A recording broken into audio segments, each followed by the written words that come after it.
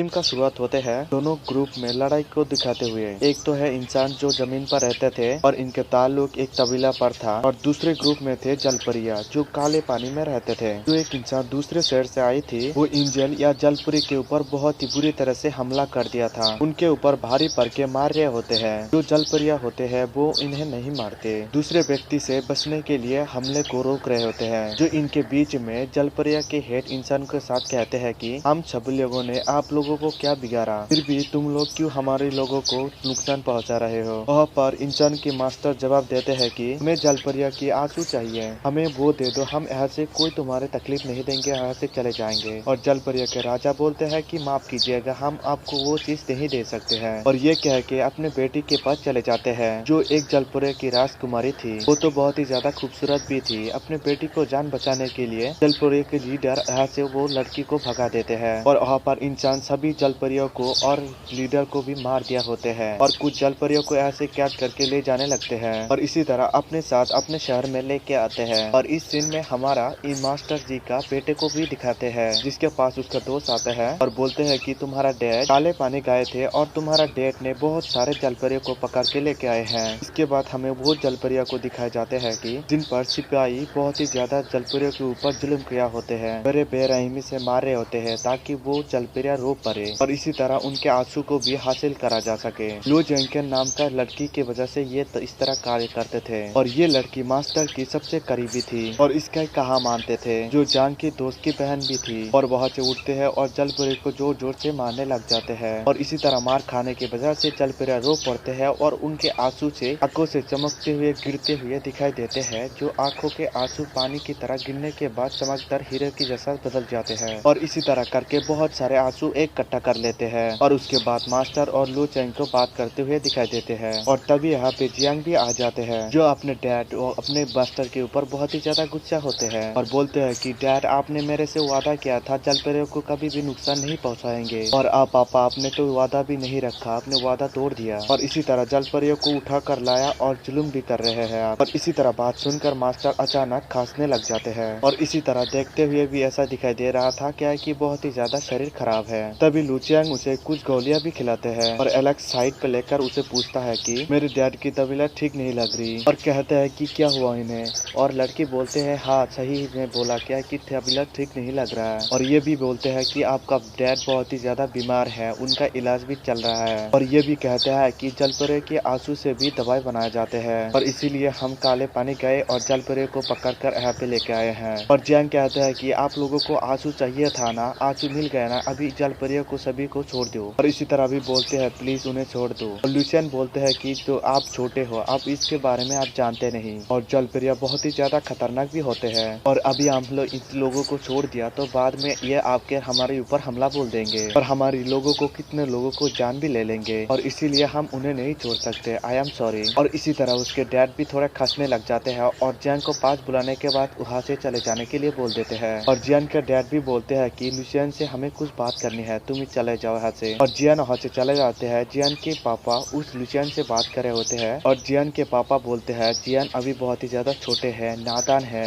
और इसीलिए कुछ भी समझ नहीं रहा है, और दिल का बहुत ही ज्यादा साफ है। वो मेरा बेटा है, एक दिन ना एक दिन उसे तो मास्टर बनना ही है। हम ऐसे सोचते हैं कि तुमने जैसे मेरे साथ दिया उसी तरह मेरे बेटों को भी उसी तरह साथ देना। सुबह मीटिंग के दौरान हम ये भी बता देंगे कि और मेरा बाद मेरा बेटा मास्टर बनेगा। और लुशियन को बोलते हैं तुम भी जाओ यहाँ से, चले जाओ, चले जाने के बाद सो जाओ। और लुशियन कहता है कि मास्टर आपने जैसा कहा वैसा ही होगा, आपका जो हुक्म हमेशा माना जाएगा, आपको कभी मायूस नहीं करेंगे। और ये कह के वहाँ से चले जाने लगते हैं, लेकिन उसके चेहरा देखकर पता चल जाता है कि जैन की डैड की इस फैसले से वो खुश नहीं है जो कि जैंग मास्टर बने। फिर मास्टर भी अपने कमरे में चले जाते हैं। तभी उनके पास जैंग आते हैं जो उनके लिए चाय लाया था, और ये चाय लो डैड, लुशियन के भाई ने बाहरी से ये पत्ते लेके आए हैं, और ये जल्द से जल्द पीजिए, और ये पीने के बाद आप बहुत ही ज्यादा स्वस्थ हो जाएंगे। और मास्टर चाय पीने लग जाते हैं और अपने बेटे से भी ये भी कहते हैं कि बेटे आपसे जरूरी बात करनी है। और जैन कहता है कि जी डैड आप कहिए, आपसे भी कुछ बात करनी है। और जैन कहता है कि पापा आप लोगों ने जितने भी आंसू की जरूरत होते थे वो जलपरियों से ले लिया, अभी ये जलपरियों को छोड़ दिया जाए, उनके ऊपर बहुत ही ज्यादा जुल्म किया है, बस कीजिए। और उनके डैड बोलते हैं तुम ऐसे ही फजूल की बात बोलने जा रहे हो, तुम कुछ नहीं जानते हो इस सब के बारे में। और कहते हैं कि जलपरिया बहुत ही ज्यादा खतरनाक होते हैं, इन इंसान के लिए बहुत ही हानिकारक होते हैं और जलपरी इंसान के रूप लेकर जमीन पर आते हैं और एक एक करके इंसान को मार डालते हैं। वो तो अच्छा हुआ लुचियन मेरे को पहले से ही सब कुछ बता दिया है,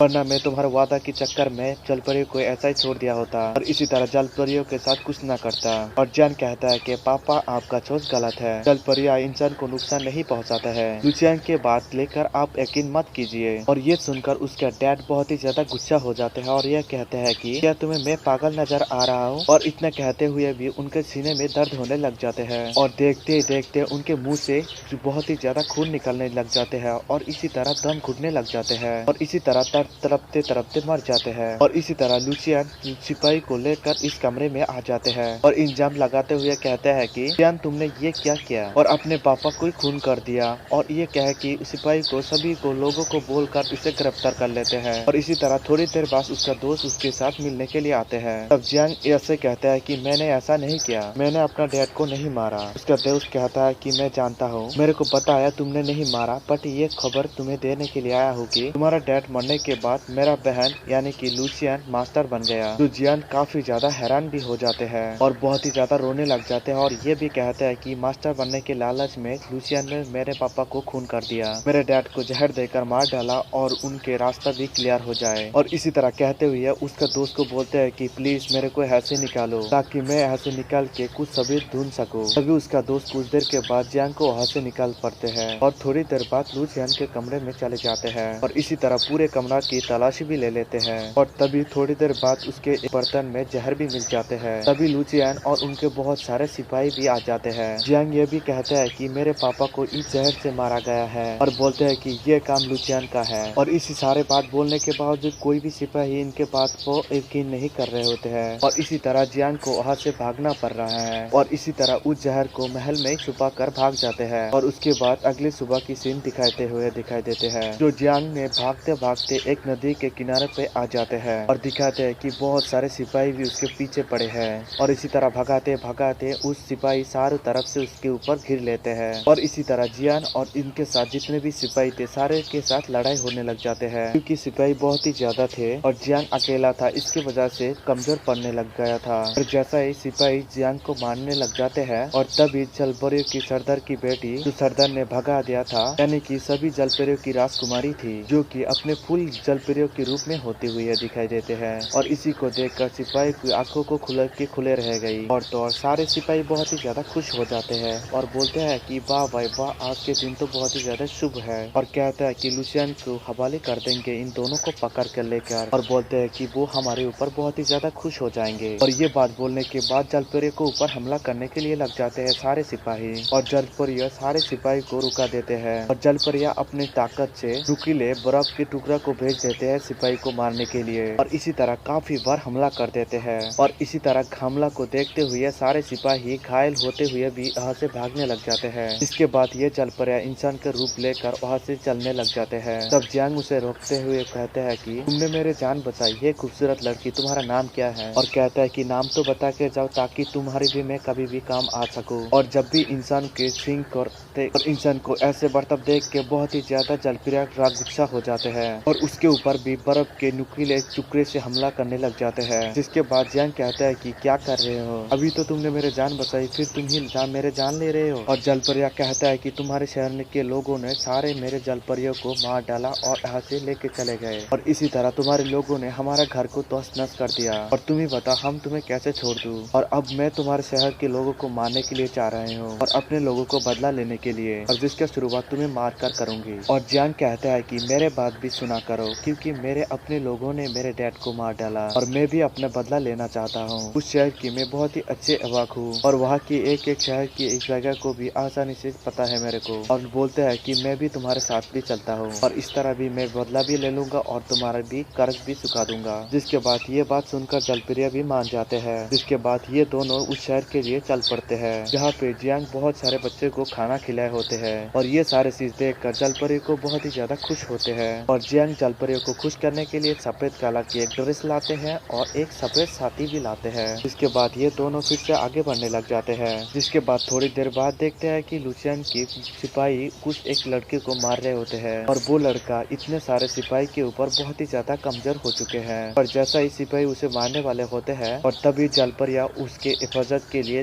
कवच लगा देते हैं, जिससे सिपाही उसे कुछ नहीं कर पाते और जियांग और जलपरिया इन सिपाही से सारे के ऊपर लड़ाई करने लग जाते हैं और एक एक करके उन्हें मार देते हैं। फिर उस लड़के को पूछते हैं कि ये लोग क्यों तुम्हें मार रहे होते हैं और बताते हैं कि मैं एक तबाले की सरदार हूँ। हमारे शहर के लोग जहर बनाने के लिए काबिल माना जाता है और उस शहर से हमने मदद मांगी। उसके बाद उन्होंने हमारे से सबसे तेज जहर की चीज मांगा। जिस बर्तन में हमने जहर दिया वो तो बहुत ही ज्यादा खास था। इस बारे में मास्टर को पता चला और मास्टर मेरे ऊपर बहुत ही ज्यादा नाराज होंगे और इसीलिए मैं उस शहर पे बर्तन और जहर लेने के लिए गया। लेकिन वहाँ की लूसियन के मास्टर ने बहुत ही ज्यादा बुरा बर्ताव किया मेरे साथ और लूसियन ने बोला अपने टीम में शामिल होने के लिए। इसके लिए मैंने साफ साफ मना कर दिया और लूसियन ने उनको सिपाही को भेज दिया मेरे को मारने के लिए। और तभी जियांग उसके बर्तन के बारे में बताते हैं और ये भी बोलते हैं वो बर्तन कहाँ मिलेगा मैं जानता हूँ, क्योंकि ये बर्तन वो बर्तन है लूसियन जो जहर मंगवाया था, जो जियांग का डैड को खिलाया था। और जियांग कहता है कि वो तुम्हें हासिल करने के लिए उस शहर में जाना पड़ेगा। ये बात सुनकर वो तीनों वहाँ से चले जाने लग जाते हैं और इसी तरह चलते चलते थोड़ी देर चलने के बाद जलपरिया बेहोश होकर पड़ जाते हैं। जियांग करने के बाद जय को पता चल जाता है जो कि जलपरी के गर्दन पर एक जख्म है जिस पर जहर लगा हुआ है, जिसके बाद उसे उठाकर एक पास ही होटल में लेकर जाते हैं। इसका मालिक एक लड़की थी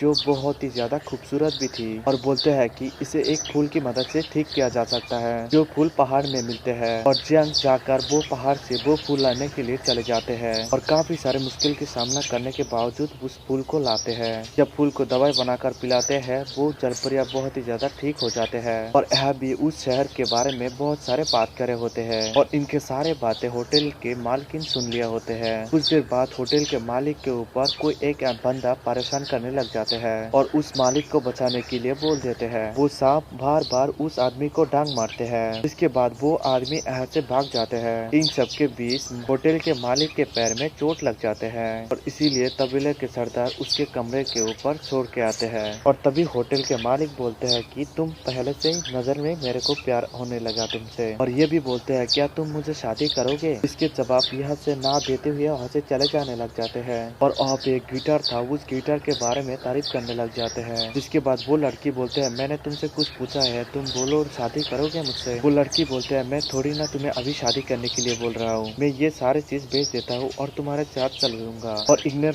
देखते हुए होटल के मालिक बहुत ही ज्यादा गुस्सा हो जाते हैं। जिसके बाद वो एक परिंदर की मदद से एक लूसियन के पास खबर भेज देते हैं। लूसियन के परिंदर की मदद से ये सारे खबर मिल जाते हैं और अपने सिपाही को वहाँ जाने के लिए कहते हैं और ये भी कहते हैं होटल समय उन तीनों को भी जला दो और होटल के मालिक को भी। और इसी तरह चुपके चुपके सिपाही की होटल में पहुँच जाते हैं और इसी तरह जलपरी को मारने लग जाते हैं और तभी जियांग और सरदार उन्हें बचा लेते हैं और सिपाही पूरे होटल में आग लगा देते हैं, जिसकी वजह से ये सारे चीज जलने लग जाते हैं। तभी ये चारों ठीक समय पर वहाँ से बाहर निकल पड़ते हैं। होटल के मालिक को भी ये भी कहता है कि तुम ऐसे चले जाओ और वो लड़की कहता है कि मैं भी तुम्हारे साथ उस शहर में चलूंगा जिन्होंने मेरे साथ भी ऐसे बर्ताव किया है। उसके बाद ये चारों साथ साथ चलने लग जाते हैं। तभी पैरों की टहनियाँ इन सारों के ऊपर हमला कर देते हैं और होटल के मालिक को भी और जलपरियों की पकड़ लेते हैं और जियांग और सरदार उस टहनी को भी काट देते हैं और इन दोनों की जान बचा लेते हैं और उस टहनिया सरदार को भी पकड़ लेते हैं। और तभी होटल के मालिक उस अपने जादुई गिटार से उन्हें बचा लेते हैं और फिर ये लोग सारे लोग अपने सफर के लिए निकल पड़ते हैं और इस चारों ने जाके सिपाही के उस महल में पहुंच जाते हैं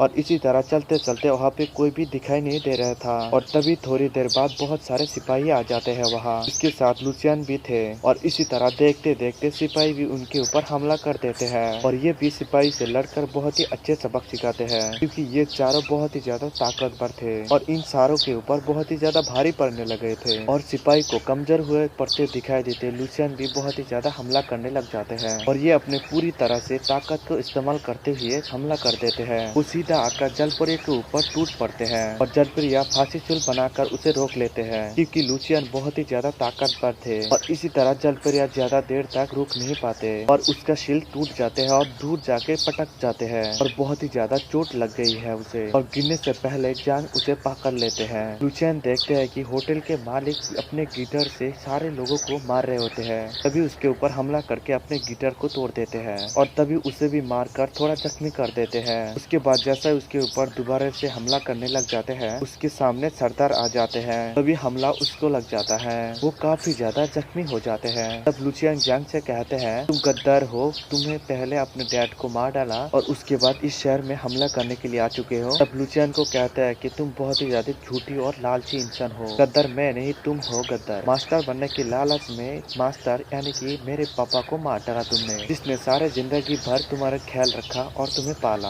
और अब तुम उस इल्जाम मेरे ऊपर लगा रहे हो। तब लुचियन एक चाल चलते हैं, जियांग तुमने तो एक काम अच्छा किया, जलपरियों की रानी को खुद यहाँ पे लेके आए हो। तभी जलपरियों को भटकने लग जाते हैं। तब लुचियन जलपरियों को ये भी कहता है कि तुम्हारे डैड को किसी और ने नहीं, जियांग के डैड ने मारा और तुम्हारे सारे लोगों को उन्होंने मरवाया है। इसके बाद वहाँ पे बहुत सारे धुआं आ जाता है। तभी जियांग का दोस्त यहाँ पे आकर चारों को लेकर चले जाते हैं यहाँ से और नीचे जेल के पास जाने लग जाता है चारों। और जलपरिया बहुत ही ज्यादा गुस्से में है और रास्ते में उस जियांग को पूछते हैं कि वो ये जो लुचियन जो बताया वो सारी चीज सच था क्या। और जियांग बताते हैं कि हाँ वो सारी चीज सच था, क्योंकि मेरे पापा ने खुद नहीं मारा। लुचियन कहने पर क्या था, उन्होंने मेरे डैड को उल्टा सीधा भटकाया तुम्हारे ऊपर हमला करने के लिए। तब जलपरिया कहते हैं कि हम लोगों को क्या कसूर था, तुम्हारे डैड के भड़कने वजह से मेरे जिंदगी झंड हो गई और मेरे डैड मेरे से छीन गई और मेरे आधे लोग मर गए। और इसी दौरान जेल से उसके बहन की आवाज आने लग जाते हैं और इसीलिए वहाँ जाकर सबको छुड़ा लेते हैं। जिसके बाद ये सारे लोग ऐसे भाग रहे होते हैं, तभी लुचियन उसके रास्ते में आ जाते हैं। तभी जियांग का दोस्त बोलते हैं कि बहन तुम्हें जो चाहिए था तुम्हें तो मिल गया, अभी इन सारे लोगों को जाने दो। और तभी लुचियन अपने भाई को अपने ताकत से बहुत ही जोर से पटक देते हैं वहाँ से, जिसकी वजह से बहुत ही ज्यादा चोट लगने की वजह से बेहोश हो जाते हैं। जिसके बाद लुचियन के सिपाही उसके ऊपर हमला करने लग जाते हैं और फिर भी जलपरिया उनके नुकीले बर्फ के टुकड़ों को बांध कर भेज देते हैं उस सिपाही के ऊपर। तभी लुचियन भी अपने ताकत का इस्तेमाल भी करते हैं और इसी तरह जलपरियों को रुकावट को तोड़ देते हैं और इनकी वजह से इनके चारों के ऊपर बहुत ही ज्यादा लड़ाई होने लग जाते हैं। लुचियन जलपरी के ऊपर हमला कर देते हैं, जियांग उसके बीच में आकर बचा लेते हैं। जिसके बाद लुचियन के ऊपर दोनों मिलकर लड़ाई करने के लिए लग जाते हैं, लेकिन लुचियन बहुत ही ज्यादा ताकतवर होने की वजह से दोनों कमजोर पड़ चुके हैं। तभी लुचियन उसे लात मारकर दूर भगा देते हैं और जैसा ही जलपरी के पेट में चाकू घुसाने लग जाता है, तभी बीच में जियांग आ जाता है और वो तलवार जियांग के आर पार हो जाते हैं। और ये देखकर जलपरी को बहुत ही ज्यादा गुस्सा आ जाते हैं और ये गुस्से की वजह से बहुत जोर से चिल्लाने लग जाते हैं और उनके साथी काफी दूर जाकर गिर जाते हैं। जलपरी जियांग से कहता है कि तुमने मेरे जान बचाई और ये भी कहता है कि मैंने आज तुम्हारी जान बचाई, हमने दोनों की बराबर हिसाब बराबर हो चुके हैं। उनके जख्मी देखकर जलपरी बहुत ही ज्यादा रोने लग जाते हैं और उनके आंखों से आंसू निकलने लग जाते हैं। जिसके बाद इनके जिस्म गायब हो जाते हैं और इनके सारे ताकत आंसू में चले जाते हैं। और जैसा ही जलपरी के आंसू जियांग के नाक से घुस जाते हैं और जियांग बिल्कुल ठीक हो जाते हैं। जिसके बाद जलपरी को दिखाते हैं कि एक छोटे से मछली बन चुके हैं। तब लुचियन पीछे से आकर हमला कर देते हैं और जलपरी को कवच की तरह कुछ बन जाते हैं और उसे बचा लेते हैं। और जियांग देखते हैं कि उसके ऊपर हमला कर दिया है, तब लुचियन के ऊपर वो खुद ही हमला कर देते हैं और वो दूर जाकर पटक जाते हैं और फिर पूछते हैं कि तुमने ये सब क्यों किया। मैंने इस शहर के लिए बहुत कुछ किया, मास्टर बनने के लिए, जिनके बारे में मैंने बहुत सारा मेहनत किया, उस गद्दी पे तुम्हें बैठाने के लिए चाहा, जिसकी वजह से मेरे को बहुत ही ज्यादा जलन हुई। ये जानकर जियांग को बहुत ही ज्यादा गुस्सा आ जाता है और जियांग लुचियन के ऊपर ताकतवर हमला करके उसे मार डालते हैं। बाद में उस शहर का मास्टर बन जाता है जियांग। उसके बाद इस सरदार और होटल के मालिक को देखते हैं हम, जहाँ पे दिखते हैं एक दूसरे को पसंद करते हुए दिखाई देते हैं और दोनों जल्दी शादी भी कर लेते हैं। और जलपरी के सारे बहन ने मिलकर उस छोटे मछली को लेकर चले जाने लग जाते हैं। काले पानी में ले जा रहे थे जो इन्हें घर था। जियांग के पास आ जाते हैं उनके दोस्त, उनके आने के बाद उसके ऊपर गिड़गिड़ाने लग जाते हैं। जब भी मैंने तुम्हारे पापा के लिए चाय लेके आ रहा था, तभी मेरे बहन ने कुछ उस चाय में डाल दिया है, तब मैंने उसके ऊपर ज्यादा ध्यान नहीं दिया। अब मेरे को पता चल रहा है दरअसल वो जहर था। इस बात को लेकर मेरे को बहुत ही ज्यादा अफसोस है। मेरे लापरवाही की वजह से मास्टर की जान जा चुके हैं। तुम चाहो तो मेरे को कोई भी सजा दे सकते हो, क्योंकि वो बहुत ही दिल का अच्छा था। जियांग उसे माफ कर देते हैं। इसके बाद काफी साल के बाद दिखाए जाते हैं जब होटल के मालिक और सिपाही उन जियांग से मिलने के लिए आते हैं और ये दोनों बहुत ही ज्यादा खुश थे और इन दोनों को प्यारा प्यारा 2 बच्चे भी थे। तब हम सभी ने उस जलपरी को इधर ही देखते हैं और ये जलपरी काले पानी जाकर ठीक हो चुके थे। यानी कि वापस अपने रूप में आ गई है, जो दोनों को देखकर बहुत ही ज्यादा खुश हो जाते हैं। इन दोनों के मिलन के साथ ही ये मूवी एंड हो जाते हैं।